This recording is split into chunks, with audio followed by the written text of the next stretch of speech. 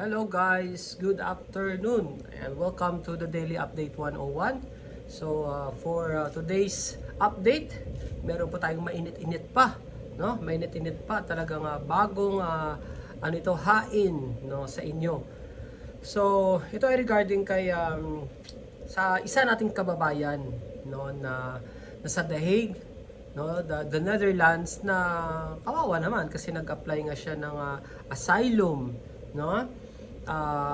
Yun na yung ating update ngayon na kinonfirm ito ni DOJ Secretary Boyeng Rimulya, no, na eto na denied ang kanyang application. So itong si Madam Harry Roque nag-ano kagad, pumunta na kagad lumipat na kagad sa Germany.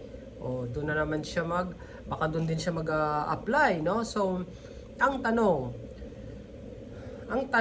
paano niya ito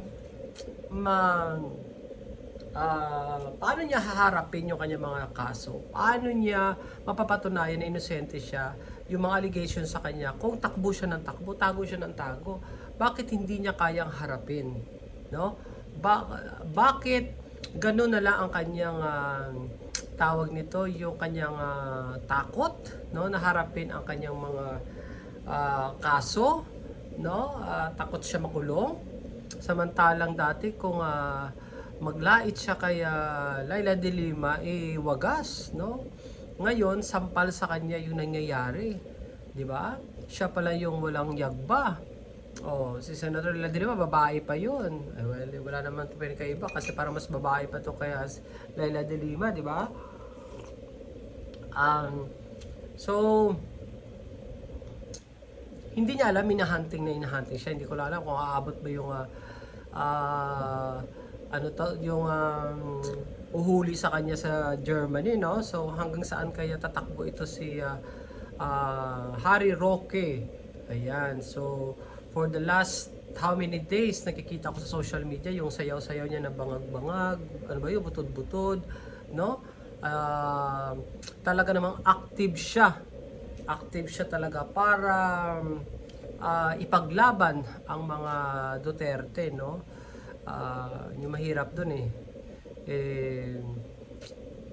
pabagsak ng pabagsak, pa-worse ang yung sitwasyon, no? Pero malakas pa rin ang loob mo, no? Na hindi na dapat nga manahimik na lang, pero hindi talagang malakas pa talagang nangaasar pa, talagang anong tawag doon, nagtitrigger talaga, no? So abangan natin kung ano pa tong mangyayari sa kanya, kung tatagal ba siya sa Germany, no, or hiyang siya. Alam mo naman sa mga German na yun so talagang mukha namang mahilig ito sa German si Harry Roque. So abangan natin kung talaga hiyang siya doon sa German o kaya mahuhuli na ba siya, no? Ang alam ko, hinahunting na siya. So ayan, tingnan natin mga kababayan, no? So abangan nyo po. Kung hindi pa kayo nakapag-follow, please follow, subscribe, no, dito sa YouTube channel para tuloy-tuloy po yung ating pag-update. Maraming salamat. Bye-bye.